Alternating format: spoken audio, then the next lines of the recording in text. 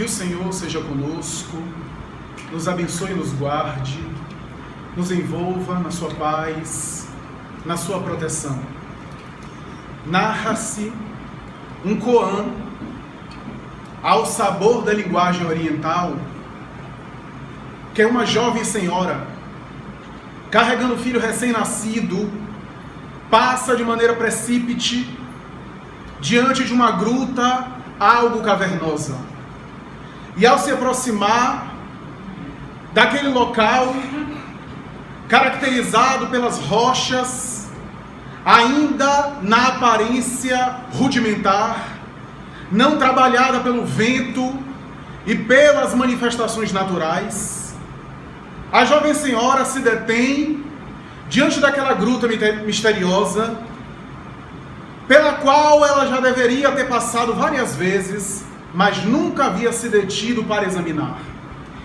E narra esse conto, que em determinado instante ela ouve uma voz dizendo: entra lá, aproveita o período em que passas por lá, seleciona aquilo que é de mais valioso para ti, porque quando saíres não poderás retornar. E ao entrar, algo curiosa, diante de uma área debilmente iluminada pela claridade solar que irradiava-se por uma fresta pobremente aberta, ela pôde vislumbrar o ambiente referto de joias preciosas, de pedras caracterizadas por uma beleza especial, desde o jade raro ao diamante mais valorizado, e de maneira quase sôfrega foi na direção daquelas pedras, daquelas peças, acumulando aquilo que os seus braços, a sua roupa, aquilo que ela pôde lobrigar, aquilo que ela pôde amealhar, depois do que saiu de maneira veloz, qual se não pensasse de maneira absolutamente racional. E quando se deteve para examinar a paisagem fora da gruta, ela deu um grito quase louca, porque havia esquecido a criança. Depositar a criança ali próximo, para poder amealhar os tesouros, e depois saiu em desabalada correria, sem levar consigo aquilo que era o de maior importância. Os estudiosos da pedagogia, da psicopedagogia, da linguagem, da comunicação em geral, admitem que a expressão, a melhor forma de lidar com a aprendizagem, com a comunicação, com o entendimento, está associada a uma expressão que é chamada do conhecido para o desconhecido. Em qualquer área do ensino, nos estudiosos mais modernos, se admite que, para fomentar o melhor aprendizado, a melhor comunicação, para viabilizar uma melhor linguagem e para facilitar o entendimento, se faz necessário partir do referencial do interlocutor para levá-lo aonde ele ainda não se encontra. Que é uma expressão que possivelmente remonta a Locke, que abordou a questão da educação, John Locke, falando que era necessário levar a criança, o aprendiz, o educando, daquilo que ela conhece para aquilo que ela não conhece.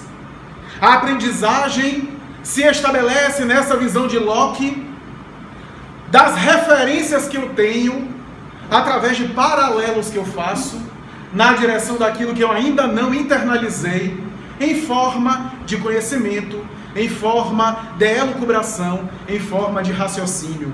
É assim que vamos encontrar as grandes abordagens pedagógicas, psicológicas, educacionais, sempre respeitando o referencial do sujeito para se poder alcançar determinado entendimento, para se poder facilitar, para se poder potencializar a capacidade de comunicação e, por consequência, o aprendizado, por consequência, a internalização do conteúdo que se quer emitir ou que se quer aprofundar. É assim que nós vemos as grandes teorias de Jean-Jacques Rousseau, a pestalose, de Fichte a Froebel, dos grandes pedagogos do passado a Edgar Morin na atualidade, falando sobre essa necessidade de respeitar os elementos culturais, psicológicos, simbólicos, emocionais, para que, saindo de nós mesmos, ou saindo dos elementos centrais que constituem os nossos conceitos ou preconceitos, possamos chegar ao outro, tocar no outro, para que a partir desse momento, levemos o outro para onde nós queiramos. Essa é a base fundamental da interlocução no sentido profundo, do diálogo, da comunicação e, repitamos, da aprendizagem. A psicologia fala muito em referencial simbólico para lidar com os tratamentos terapêuticos, todos eles também tendo a necessidade de partir desse referencial simbólico, em outras palavras mais simples, a bagagem que o indivíduo tem, a experiência que ele possui, os elementos que ele conhece, para que ele possa navegar na direção daquilo que ainda lhe é ignorado, que ainda lhe é desconhecido. É assim que vemos os grandes terapeutas, de Sigmund Freud a Carl Gustav Jung, de Wilhelm Reich a Lacan, abordar a necessidade de, na linguagem, alcançar o sujeito para levá-lo aonde ele ainda desconhece. E na psicologia, portanto, nessa área, nós temos uma série de desdobramentos, mas todos eles partem mais ou menos desse construto, desse conceito básico. De um lado, nós vimos, por exemplo, um Jean Piaget, estabelecendo as bases fundamentais daquilo que ele estabeleceu numa linguagem muito complexa da epistemologia genética, a gênese do pensamento. Piaget se interessava na gênese daquilo que ele chamava estruturas mentais. Como é que os processos mentais da criança, do recém-nascido, vão se desenvolvendo até chegar no ser humano adulto. Examinando a interação da biologia do corpo no ambiente com o psiquismo, Piaget vai dizer e vai defender na sua tese que são processos mentais sequenciais, em cadeias, que começa de elementos rudimentares para expressões mentais abstratas, do concreto, como dizia ele, para as abstrações. Do recém-nascido no sensório motor, estou falando a teoria de Piaget, me perdoem os educadores e os psicólogos aqui, de uma maneira muito superficial e muito simples, porque não é o enfoque aprofundar, senão nós estaríamos só enfocando essa tese. Mas do concreto, do sensório motor, do automatismo do instinto, da sucção do peito materno, das manifestações básicas, instintuais do bebê, para mais tarde a consciência de si, a consciência do outro, a possibilidade de fazer analogias, de fazer comparações, a possibilidade da criança perceber que quando o adulto sai da sua frente, ele não deixa de existir, porque a princípio ele acha que ao sair da sua frente ele deixa de existir. Daí essa necessidade do choro em relação às figuras parentais, a ausência do pai e da mãe que sai dos seus olhos, porque é o pensamento mágico de que, egocentricamente falando, as coisas existem porque eu existo. E as coisas se manifestam a partir da minha realidade. É um período natural. Infelizmente, alguns adultos ainda estão nesse egocentrismo. Mas, de uma maneira geral, é um período que se passa, em que a criança vai adquirindo esses processos e vai, naturalmente, dando-se conta do limite que separa o seu espaço privado do espaço público. E daí, Piaget vai dizer, estrutura-se a chamada ética. Porque a ética tem a ver, do ponto de vista da academia, com essa diferença entre meu espaço e o espaço do outro, basicamente falando. E essas estruturas mentais vão se estabelecendo de maneira bem encadeada, para chegar nessas abstrações muito complexas do pensamento humano. Aliás, pensamento esse ainda não totalmente compreendido, não totalmente examinado, não totalmente investigado na sua plenitude, na sua realidade absoluta.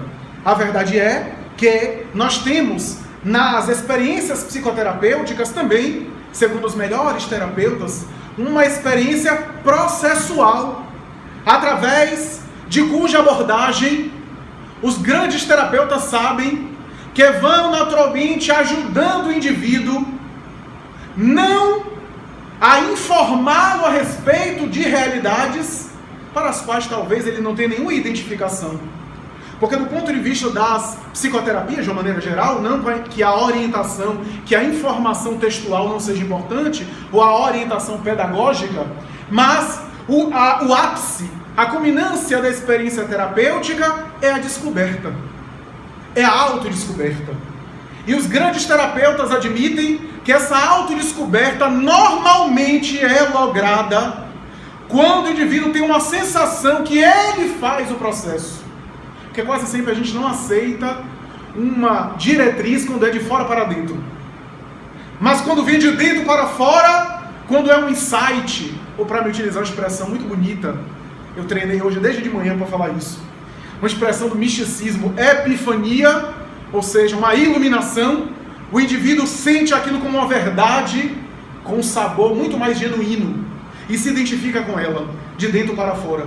Razão pela qual os terapeutas normalmente não impõem, até porque o processo de impor quase sempre é contraproducente, mas ajuda o indivíduo a descobrir a sua verdade. A verdade que vai libertá-lo, como dizia Jesus. Todas essas elucubrações para dizer que essa questão está presente na comunicação, na chamada semiótica, e os terapeutas ainda afirmam que a grande sabedoria na análise do discurso de alguém do ponto de vista emocional é perceber o não dito a partir do dito. Eu tenho falado isso nas minhas últimas palestras. Porque toda vez que eu digo algo, eu estou confessando muitas coisas a meu respeito.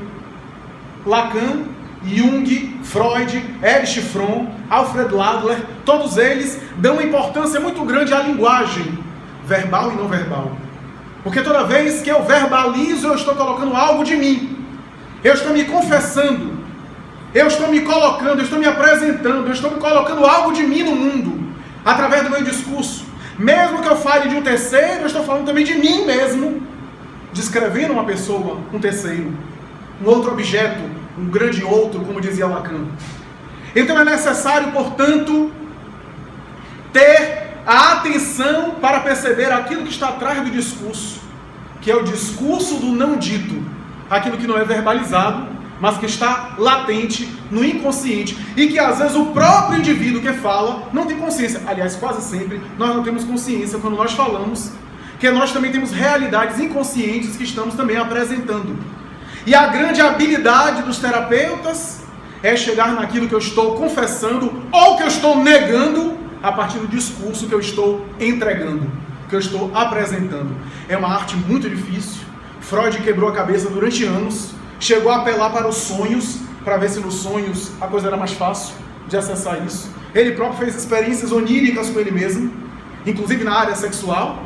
Fazia testes para ver o que é que ele sonhava, a depender da sua vida íntima, já que a psicanálise também faz uma apelação, uma abordagem muito especial e valiosa, nobre, em torno da libido, para tentar entender a criatura humana, que aliás tese que procede de Sócrates e Platão, porque Sócrates e Platão, no Jardim de Academos, na Grécia, preconizavam a educação, não terapeutas, apesar de a terapia ou a psicologia era um departamento da filosofia dos grandes filósofos, porque eram estudiosos da psique, portanto o departamento filosófico, Sócrates e Platão preconizavam a ideia de que a educação não é transmitir informações, mas é arrancar de dentro, educere ou educare, arrancar de dentro aquilo que nele jaz em germe, a ideia, o eido, para a manifestação dos sentidos. Essa ideia que está presente na obra platônica, que ele reproduz em muitas ocasiões o discurso do seu mestre, o discurso especial da sua grande referência, que foi Sócrates. Então a sabedoria na educação é impulsionar a pessoa no desenvolvimento das suas potencialidades. A chamada maiêutica socrática. Maiêutica, que significa parto das ideias. Segundo a tradição, Sócrates estabeleceu essa abordagem em favor ou em homenagem à sua mãe, Fenastra, que era uma parteira, que fazia partos. Então era o parto das ideias, para homenageá-la. A verdade é que com todo esse introito, com todas essas considerações, chegamos no foco da nossa abordagem, para dizer que em Jesus, essa capacidade de reconhecer o referencial para incluir e levar o interlocutor num discurso profundo, alcança a mais alta expressão elevada. Jesus e a sua mensagem, evangelho, do grego euangelion, boa mensagem, boa notícia, boa nova. A expressão não é propriedade do cristianismo. Os euangelion já existiam na época. Boa, novidade, positiva. E angelion, mensagem. Daí anjo, angelus. Angelus no latim, mensageiro. Anjo no português, mensageiro, missionário, aquele que entrega a mensagem. Euangelion, uma boa mensagem, uma boa notícia, que era algo presente na época de Jesus. E antes mesmo dele, nós temos no livro de Samuel, em várias referências bíblicas, os euangelion, as boas mensagens. Nós temos uma saga do rei Davi, que estabelece uma guerra com o próprio filho, que disputa a coroa e que trai o pai numa guerra. E quando o seu exército, o exército de Davi, comandado por um grande general, mata o próprio filho de Davi e executa os exércitos, a expressão bíblica aparece como euangelion, uma boa notícia, uma boa mensagem. E o próprio general pergunta, será que é boa ou será que não é boa? Depende do ponto de vista. Para quem estamos dizendo que essa mensagem é boa? E embora o rei Davi considerasse uma boa mensagem, ele venceu a guerra, entrou numa grande tristeza, porque o seu filho mais velho havia falecido, vítima dele próprio. Jesus e a sua mensagem, euangelion, o evangelho, alcança a mais alta expressão e sofisticação desse conteúdo de respeito pelo simbólico, de respeito pelo referencial alheio, para falar de dimensões abstratas, de dimensões muito difíceis de serem catalogadas. Ele sempre partia de elementos conhecidos: peixe, rede de pescar, talentos, uma moeda, dracma, sinagoga, expressões que eram conhecidas popularmente, elementos agrícolas como sementes, elementos da tradição do povo hebreu, como animais, cabra, bois, que ele utilizava para ensinar, colocando os elementos comparativos da época, explicando através desses elementos, para nos dizer que ele era o mestre da semiótica, da linguagem, do entendimento ao outro. Como grande mestre, ele ia até o discípulo e levava o discípulo até onde ele queria, ou pelo menos até onde o seu grau de consciência, o seu nível de consciência permitia, comportava. A mensagem de Jesus, a sua grande mensagem, chega a tal ponto que Anak, um grande pastor e pensador protestante, vai dizer que os seus 4 evangelhos podem ser comparados a 4 pérolas colocadas na coroa de um rei, porque a sua mensagem se coroa de uma riqueza tão grande que cada evangelho reflete o brilho, o enfoque e a coloração especial, e que completam-se um ao outro nesses 4 livros que traduzem a sua epopeia, a sua mensagem especial para a humanidade. Jesus, portanto, tem essa característica, tem essa expressão, e vem nos convidar para nós entendermos a sua mensagem em profundidade. Os 4 livros, cada um deles, fala de um mesmo homem, às vezes de uma mesma cena, de uma mesma passagem que se repete, mas com enfoques diferentes. Não apenas porque eles não eram biógrafos convencionais, mas sobretudo porque eles estavam vivendo e vendo uma revolução que não era convencional. Uma revolução ética, uma revolução estética, uma revolução espiritual que não seria reconhecida, balizada, incluída nos códigos internacionais da sua época, mas seria a semente lançada ao solo, conforme a parábola do semeador, que frutificaria séculos por vindouros na aurora dos tempos. Jesus, portanto, estabelece no seu discurso, através dos seus biógrafos, dos seus jornalistas, enfoques especiais. Nós pegamos o livro de Lucas, por exemplo. Lucas era um intelectual, era um grego. E o grego estava afeito a tratados intelectuais, a ordem. Não precisamos aprofundar muito para saber que o grego a Grécia é a grande mãe que influenciou o nosso pensamento ocidental de alguma forma.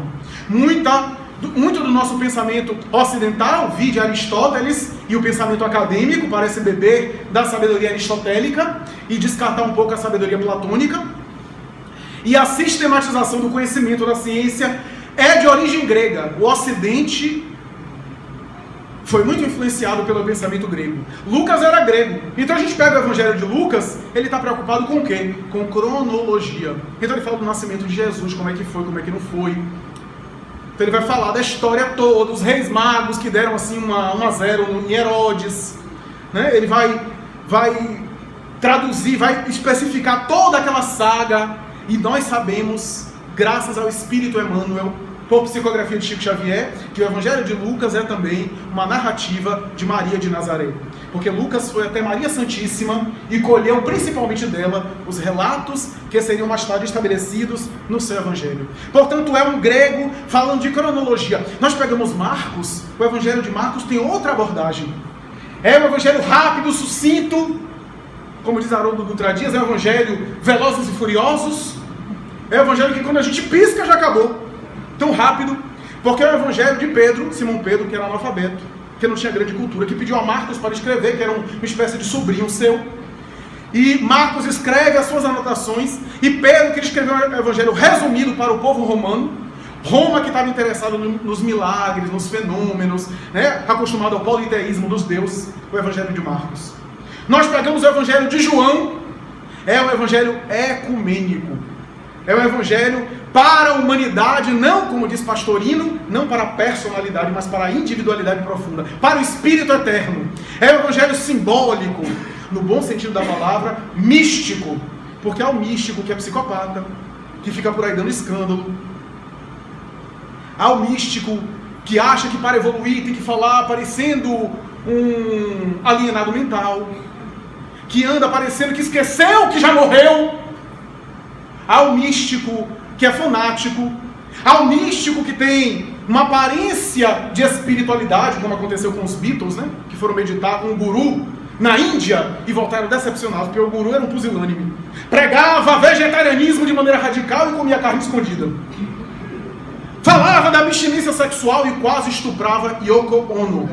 E John Lennon voltou profundamente decepcionado. Então há um misticismo pejorativo, mas há um misticismo genuíno.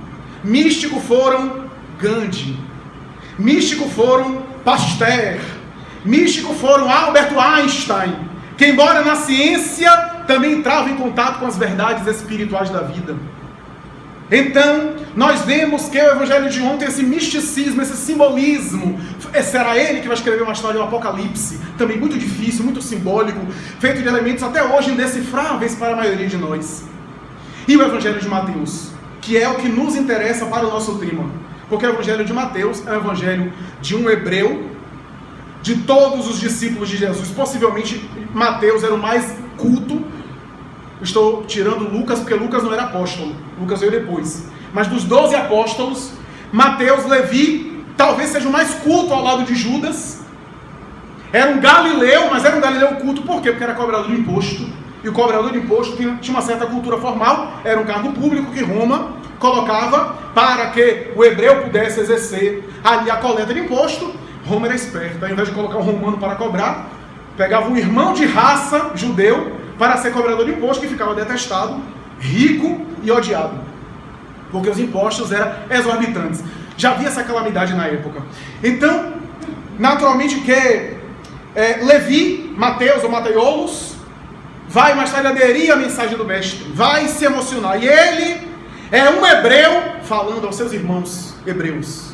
É um judeu falando aos demais judeus. É um hebreu da Galileia falando aos judeus de todas as gentes, ao hebreu de todas as gentes. Daí, Mateus faz o evangelho não preocupado com... Se você quer encontrar o evangelho de Mateus numa cronologia, vai errar. Porque o evangelho de Mateus não tem nenhuma preocupação com isso. O evangelho de Mateus é um hebreu dizendo assim, ó, essa história é legal. E ele é o Messias que a gente esperava, fazendo conexão toda hora com os textos antigos. Moisés sobe ao monte e recebe o decálogo. Jesus sobe ao monte, é o novo Moisés subindo ao monte. E o sermão das bem-aventuranças. O tempo todo ele faz a analogia com o Antigo Testamento para conectá-lo com os profetas, principalmente com o legislador do povo hebreu, Moisés. Então Mateus, a gente olha o evangelho de Mateus, eu sempre recomendo para quem quiser começar com ele. Porque é um evangelho didático. É o evangelho que ele divide por temas, para que o hebreu... É muito melhor examinar por temas. Porque a gente pega o evangelho de Mateus, se a gente achar que ali é um filme, a gente vai cair do cavalo. Porque o evangelho de Mateus começa assim, vai, daqui a pouco, ele começa, tal ensinamento, só fala daquilo. Aí depois que acaba aquilo, outro ensinamento. Aí depois outro. Aí tem um capítulo lá, sermão das bem-aventuranças, só bem-aventuranças. Aí depois, só parábolas, um monte de parábolas. A gente pensa assim, aí Simão Pedro diz assim, Jesus, Senhor, eu quero explicar. Não, esse mês é só parábolas, cala a boca.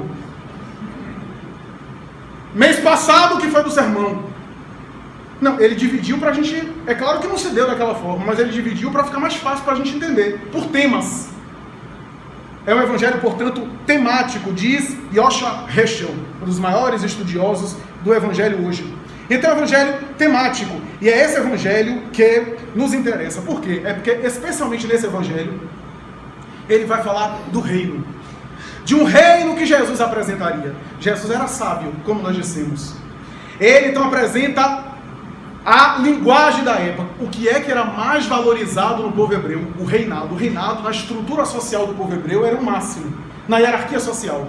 Quem era potentado, quem dominava, quem estava na alta hierarquia. E Israel era dominada, era vassala de Roma. Mas ainda assim, Roma autorizava alguns reis, como é o caso de Herodes, mas era um rei empregado de Roma, era um rei escravo de Roma. Mas ainda assim era valorizado. E a tradição do povo hebreu esperava um Messias que deveria estabelecer um novo império, que deveria ser uma espécie de imperador, como o imperador de Roma, estabelecer um reinado político. Jesus sabia disso. E por isso ele inaugura a mensagem falando desse reino. O reino de Josafá, ou de Elohim, ou de Jeová. O reino que quando se estabelecer, Jeová vai apresentar sua face. Era a mentalidade da época.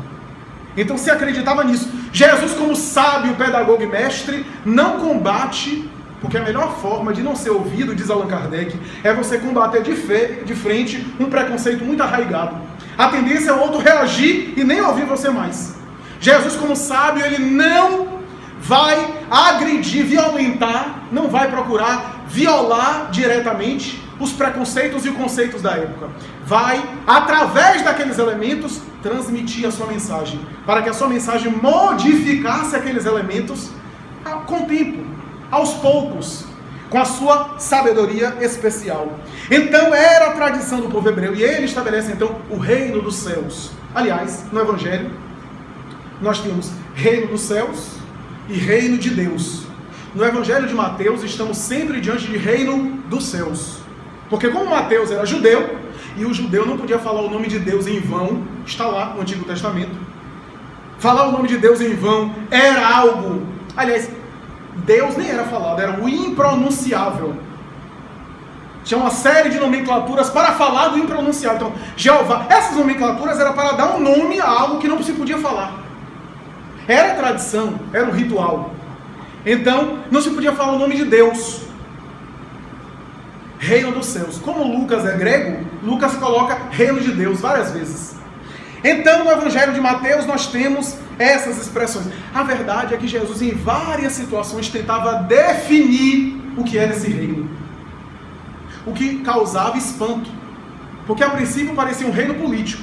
E Jesus, em alguns momentos, utilizava-se das imagens dos tronos, do patriarca, do pai de família, daquele que fez uma festa de casamento para o seu filho. Em vários momentos, ele compara o reino em um reinado simbólico. Para lentamente... Mas como o ensinamento dele era tão profundo, gerava, às vezes, questionamentos. Porque era isso que ele sabia.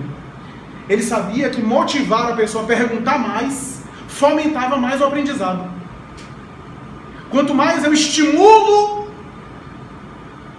o interesse pelo conhecimento, mais eu cresço, mais eu avanço. Jesus então sabia disso.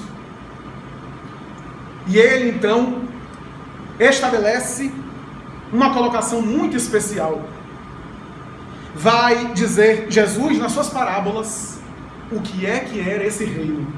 Em todas as parábolas dele, ele tenta explicar. Por isso que na grande maioria, talvez 90% das parábolas, ele começa dizendo assim: o reino dos céus é semelhante a, e conta uma história.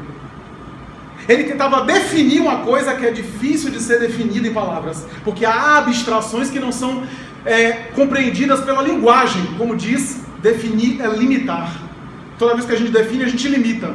E há abstrações que a linguagem não consegue abarcar totalmente, porque aquilo que ele queria apresentar era da ordem do sentimento e não da ordem do raciocínio. O convite do Evangelho é do sentimento, porque eu posso raciocinar muito bem, mas se as minhas intenções não forem puras, se o meu propósito emocional não estiver assentado em uma boa intenção, tudo pode ruir. E por outro lado, se eu tiver uma boa intenção, ainda que eu não esteja muito bem organizado, o resto se dá. Os apóstolos nem sempre eram organizados, mas tinham sinceridade, tinham boas intenções. Então é essa mais ou menos a lógica da mensagem de Jesus. E ele então estabelece de uma maneira especial as suas parábolas para falar do reino dos céus, para tentar explicar. E antes, no entanto, de estabelecer as parábolas, no Evangelho de Mateus, Mateus coloca o Sermão das Bem-aventuranças primeiro. E o Sermão das Bem-aventuranças foi um discurso muito estranho. Deve ter chocado, porque não foi uma linguagem parabólica, foi uma linguagem direta. Bem-aventurado é o pobre de espírito, bem-aventurado é aquele que sofre, porque serão consolados. Então, essa lógica do Sermão da Montanha, que é digamos assim, o ápice do discurso de Jesus, Jesus estabelece o seu discurso básico no Sermão da Montanha, o coração do Evangelho, como diz Humberto Roden, e mais tarde, depois do capítulo 5 de Mateus, ele começa a explicar o que é o reino. Por quê? Porque as bem-aventuranças são as, digamos assim, a Constituição Federal do estado feliz da humanidade. Ele não estava se referindo à humanidade terrestre, que não vivia aquilo, mas outras humanidades que já haviam chegado àquilo. E dizendo que essas humanidades já viviam essas bem-aventuranças, e um dia nós estaríamos gozando desse estado de felicidade, que é uma felicidade muito diferente da felicidade do nosso padrão, da nossa referência, do nosso ideal. É um outro tipo de felicidade. Bem-aventurança, portanto. Bem-aventurado é, portanto, o coração do Evangelho. Ele estava falando de espíritos sublimes, mas é óbvio que o discurso era muito estranho. O discurso da bem-aventurança.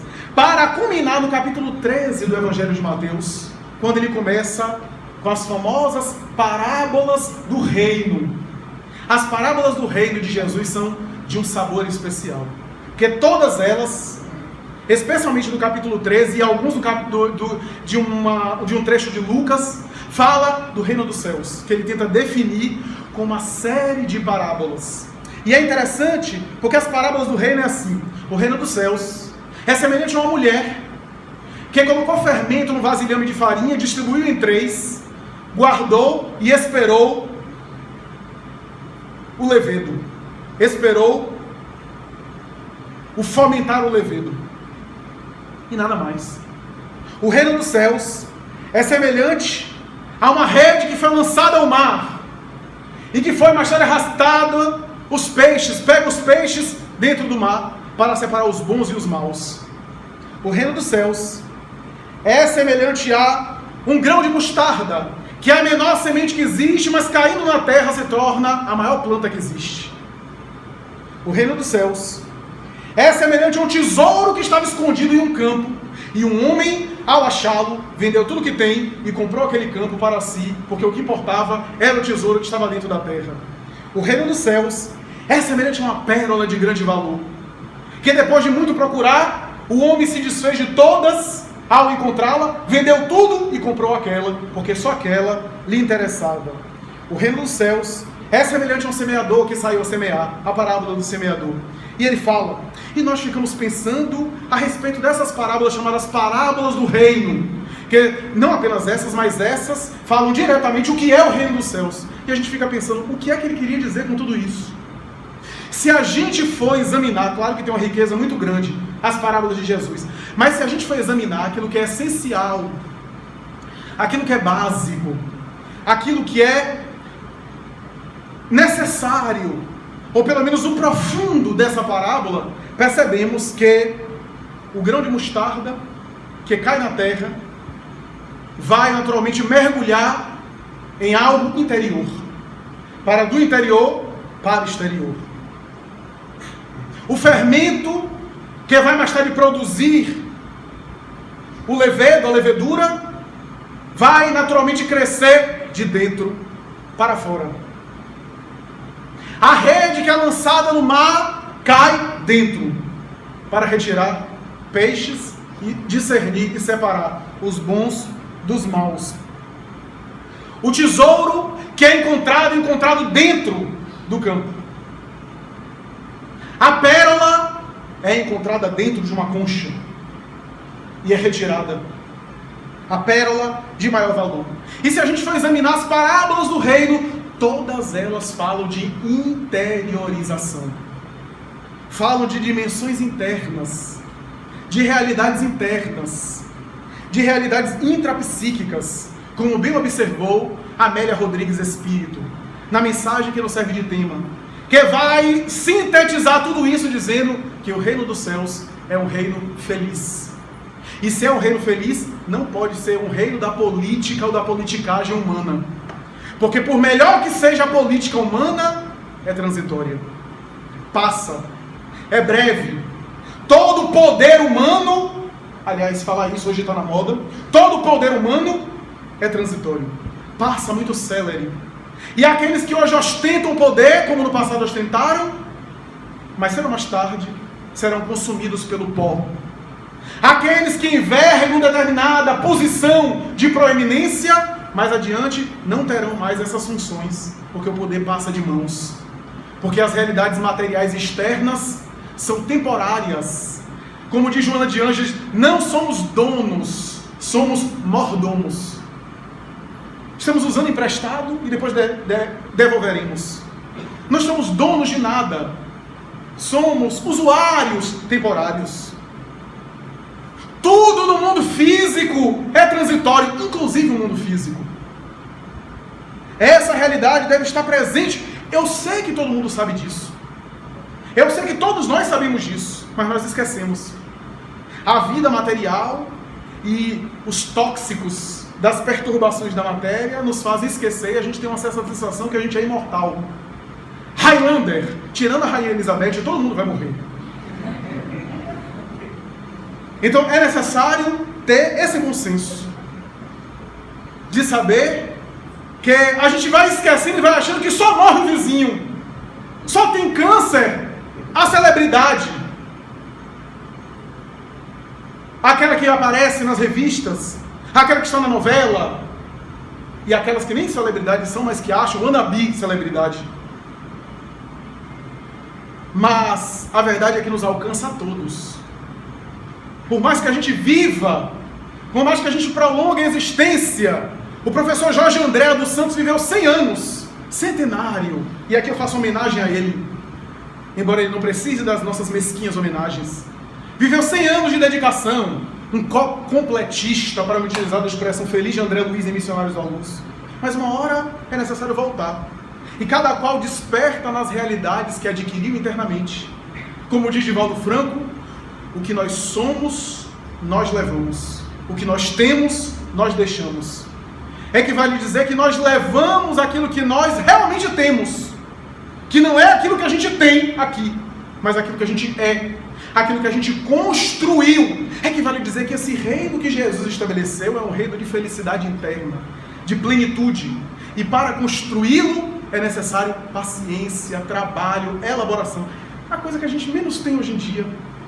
Graças à velocidade das coisas, com o tempo. Então essa felicidade que é o objeto central da doutrina de Jesus. E a Amélia Rodrigues conta o diálogo que deu origem às parábolas do reino. É por isso que a gente fez tudo isso aqui. Porque o capítulo de Amélia Rodrigues, ela conta os detalhes. Ela traz, digamos assim, o making of, os bastidores daquilo que Mateus não anotou das parábolas. Porque Jesus começa a escutar, e o reino dos céus é pá, pá, pá, pá, e aparece, né, no capítulo 13 de Mateus. E aí a Amélia Rodrigues vai dizer como é que se deu esse diálogo. Os próprios apóstolos perguntaram como é que é esse reino, a gente está confuso, a tradição de Moisés, de Israel, e você fala de um reino que é de bem-aventurança. Foi logo depois do ensinamento das bem-aventuranças. E ele começa a falar que todo mundo na terra, as criaturas querem buscar felicidade. A felicidade é um objetivo central das criaturas de uma moda geral, a não ser em um caso psiquiátrico de alienação. Mas de uma maneira geral, as criaturas buscam a felicidade. Só que para cada uma delas, a felicidade está associada ao seu nível de maturidade. Para alguém que está com fome, é a comida. E ele começa a dizer, para alguém que está com sede, é a bebida. Para alguém que está desnudo, é a vestimenta, é o agasalho, é a segurança. Mas eu vos digo em verdade que o reino que eu quero propor é uma plenitude interna que não é a ausência de sofrimento. O meu reino não é a ausência de sofrimento. Porque nós podemos encontrar pessoas lindas, risonhas, confortadas, confortáveis, onde tudo sorri, mas estão sempre macambúzias, estão sempre sorumbáticas, estão sempre de mal consigo mesmas, não são felizes, insatisfeitas, insaciáveis. E há criaturas que podem experimentar enfermidades cruéis, estarem atadas a um leito de hospital e estarem em paz, risonhas, alegres, com bem-estar. As pessoas chegavam com Chico com uma pena para ele, para Chico Xavier. Algumas chegavam e diziam, coitado de Chico Xavier, coitado, aquele homem que conversava com as estrelas, mas foi tão maltratado na infância, sublimou, evoluiu, porque a gente tem um hábito piegas de achar que todo mundo é coitado, todo mundo é coitadinho, e o coitado não é afeto, porque o coitado é uma comiseração, é uma onda perturbadora de uma piedade vulgar, não é uma compaixão, é essa atitude de coitadinho, onde eu descarrego uma vibração negativa. Esse coitado, e Chico era tranquilo, perguntavam a ele, Chico, como é que você se sente? O corpo não está muito bem não, mas eu vou muito bem, obrigado. E certa vez chegaram a perguntar para ele, é verdade que você já está morrendo? Ele estava com tuberculose bilateral, porque encontraram com os pobres, estava com infecção na bexiga, infecção, portanto, urinária, estava com problema prostático, estava com angina pectoris, estava com cegueira no olho esquerdo, catarata no olho direito, ele tinha problemas ósseos, problemas respiratórios muito graves, e a pessoa disse assim, é verdade que você está morrendo? Ele tinha 82 anos, né? Viveu mais novo. É verdade que você está morrendo? E ele disse, o povo está com muita pressa, mas eu não. Então, é esse estado interior, é óbvio que ele tinha limitações físicas, mas as criaturas que se acercavam dele sentiam bem-estar, a capacidade de fazer comédia em relação a si mesmo, que é um humor fino, um humor sofisticado, um humor saudável, elevado, o bem-estar, a alegria de viver. Era o que Jesus falava na mensagem de Amélia Rodrigues, que não serve de tema. Essa ideia de que o reino dos céus é uma construção interna. É o estado de construção interior. É uma realidade que a gente alcança trabalhando. Alcançando primeiro um sentido e um significado para a nossa vida. Depois, vai dizer ainda Jesus na fala de Amélia Rodrigues, que começa esse reino no estado de alegria quando a criatura se decide escolher pelo bem. Quando ela opta pelo bem, pela justiça, pela solidariedade entre todos, pela compreensão em relação a todos, ela já está entrando nesse reino. Entenderam por que Jesus fala ao bom ladrão? Em verdade eu vos digo, estarás comigo no paraíso. É porque o arrependimento e a decisão de fazer o bem já coloca o indivíduo numa espécie de paraíso. É óbvio que ele teria que resgatar os seus débitos. É óbvio que ele teria que recuperar os equívocos que ele havia praticado na vida. Mas o arrependimento e a renovação de caráter já nos coloca em um patamar diferente. Porque Deus não é fiscal da Justiça Federal. Com respeito aos fiscais aqui presentes. Deus não é contabilista de imposto. Deus é amor. Na lei dele não é tem que pagar. É tem que aprender com a experiência. Tem que crescer. Porque, como dizia Chico Xavier certa vez diz Arnaldo Rocha, meu filho, se a gente fosse pagar os débitos na mesma moeda, já não teria jeito. Matematicamente já não teria condição. Então, vejamos que o negócio é sério. Então a gente não vai resgatar assim. Não vai resgatar dessa forma.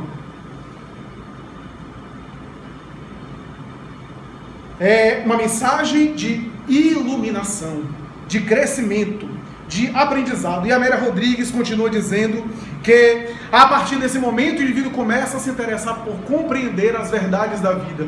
Quando eu começo a compreender as grandes verdades da vida, o meu sentido de estar aqui nesse mundo já é também o reino dos céus. Já é um estado feliz. Mas Jesus continua falando na mensagem que ela escreve, dizendo que o reino dos céus é quando o indivíduo desperta para deveres que estão além dos deveres humanos e materiais. O dever de pagar o IPTU, o meu é daqui a pouco. O dever de prestar contas à sociedade. O dever de arcar com os compromissos como cidadão. O dever do trabalho, o dever das responsabilidades materiais, sociais. Esses são os deveres humanos. Mas os psicólogos já chegaram à conclusão que o ser humano não consegue viver de maneira saudável apenas com isso. É necessário um sentido emocional. Não dá para viver apenas de sensação. É necessário ter também emoções. Porque a sensação é um mecanismo mais material. E os sentimentos é algo mais do psiquismo. Do ser profundo que nós somos. É necessário, portanto, penetrá-lo. E Jesus conclui, ou melhor, vai adiante dizendo na fala de Amélia Rodrigues, o reino dos céus não é uma calmaria. Porque a calmaria é muito dinheiro no bolso, saúde para dar e vender. A calmaria é esse estado que nós temos de ausência de progresso, de esforço, de trabalho, de crescimento.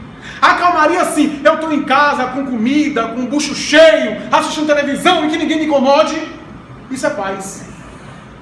É a paz do mundo. É a paz material. Não é uma paz verdadeira. E Jesus vai dizer, o reino dos céus é ter calmaria diante dos problemas. É a minha forma de lidar com os problemas.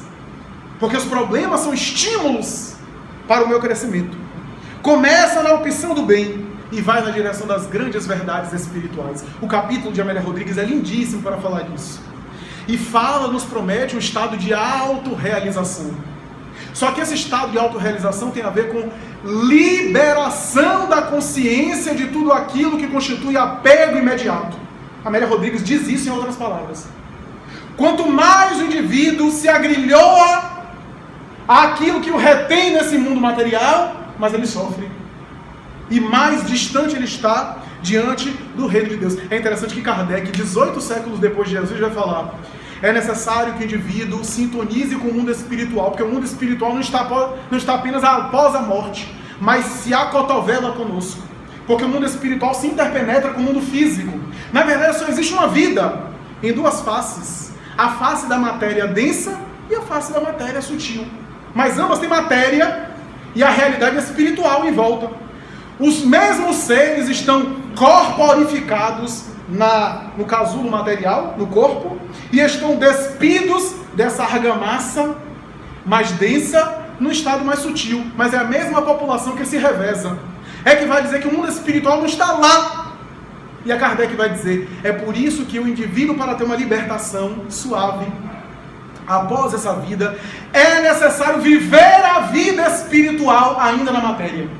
E ele vai dizer, identificar-se psiquicamente com a vida espiritual, desenvolver a sua natureza espiritual, que o afasta da sua natureza animal, sintoniza ele com as realidades espirituais e o faz entrar diz Kardec, por antecipação no mundo espiritual. Então não há sofrimento, não há dores.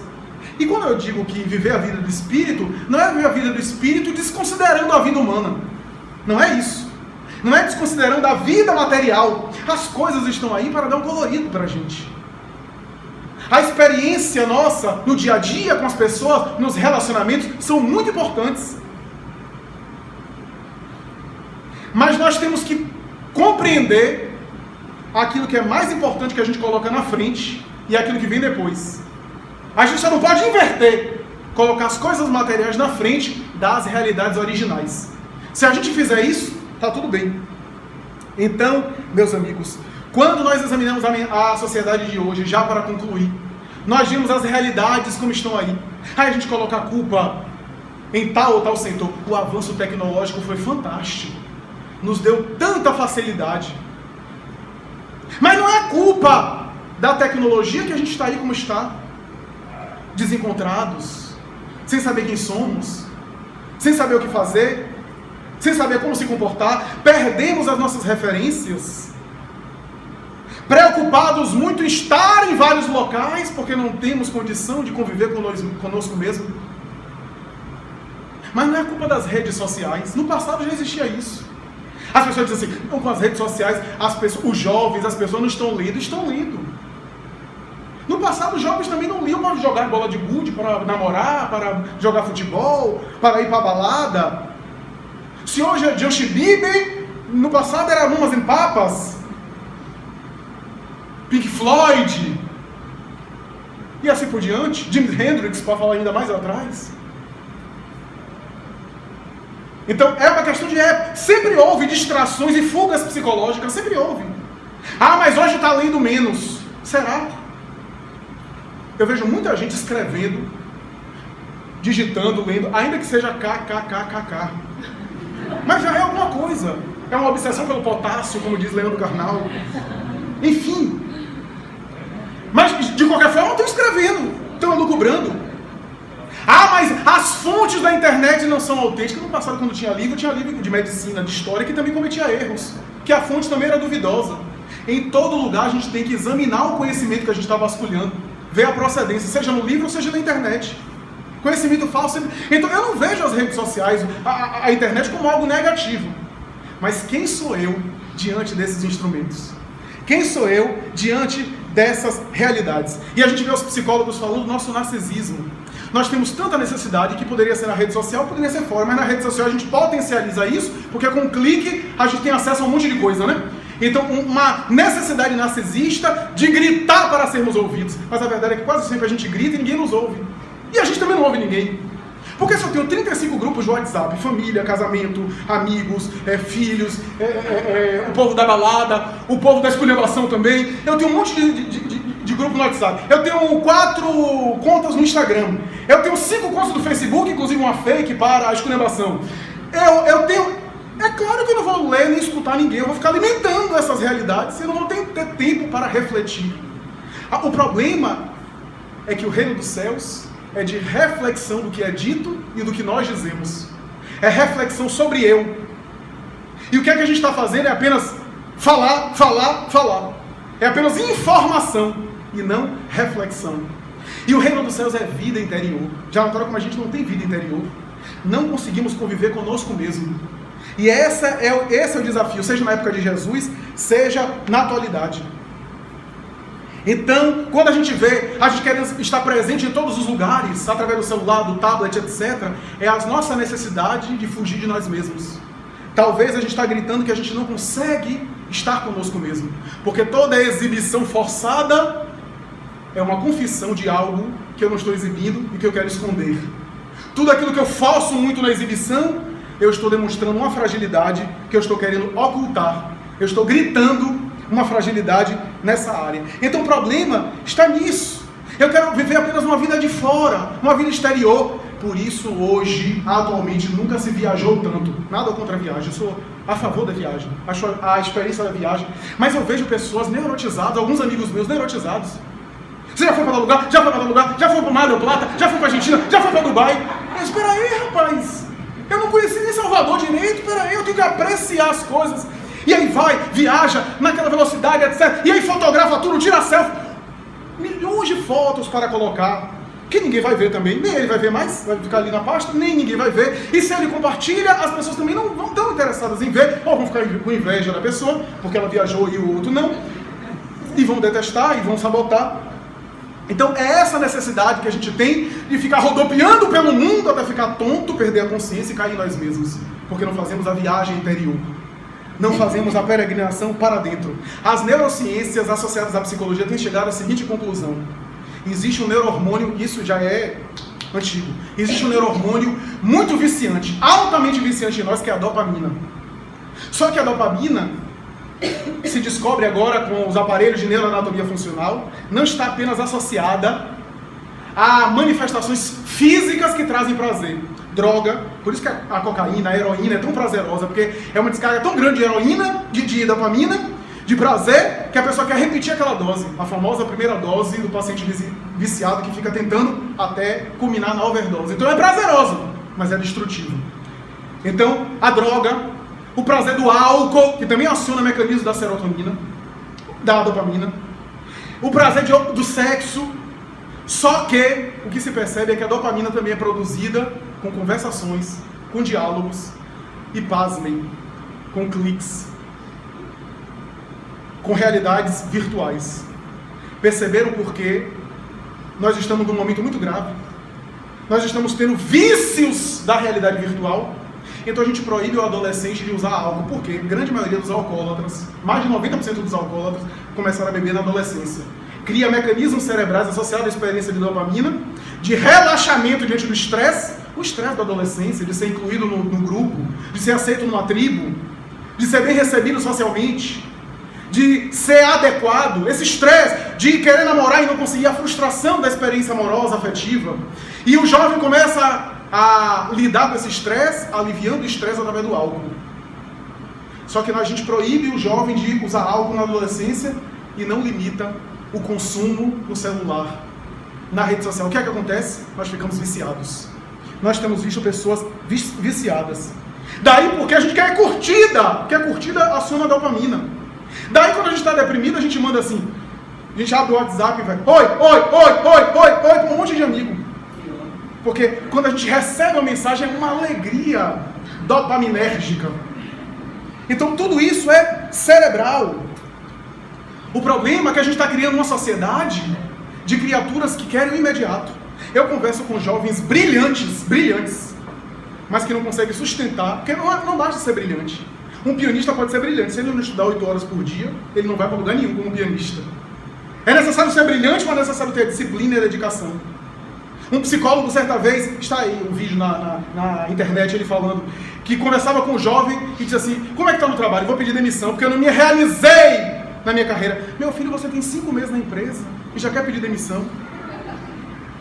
Porque a mentalidade do clique não teve o resultado imediato, não tem. O reino dos céus não vem com aparências exteriores.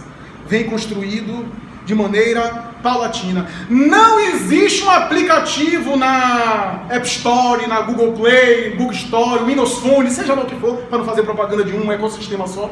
Não existe um aplicativo que me faz ter satisfação no relacionamento. Tem o Tinder, mas aí esse é um mecanismo que, aliás, até dificulta, porque a gente aí, com um clique, a gente já tem um relacionamento. Nem passa pelo ritual de acasalamento, do diálogo, de saber, de se magoar, de não se magoar, de se desentender, até chegar no ritual de acasalamento, usando a expressão paleontológica, né? Então a gente perdeu esses mecanismos para o clique. Mas não há um aplicativo que me dê satisfação pessoal. Não há um aplicativo que me dê uma interação profunda com o outro. Senão através das minhas habilidades emocionais que são construídas paulatinamente, que são exercidas. É essa mensagem que a Amélia Rodrigues vem nos trazer. Vem nos dizer que mais feliz é aquele que menos tem carências. É aquele que menos precisa, que se liberta. Mais feliz é aquele que consegue estar bem consigo mesmo para poder estar bem com o próximo, para poder estar bem com o outro. O reino dos céus, portanto, é algo que se conquista. E por isso, precisamos conquistar. na interiorização, para termos vida interior. E quem tem vida interior não padece de solidão. Quem tem vida interior agigantas. Quem tem vida interior consegue também estar com o outro, porque está consigo mesmo. Quem tem vida interior consegue amar, no sentido profundo da palavra. Quem tem vida interior tem uma espécie de atmosfera interna que faz bem ao próximo, que contagia.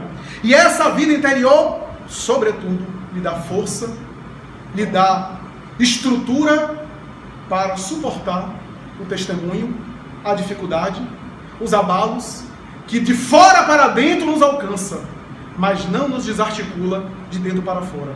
Muita paz.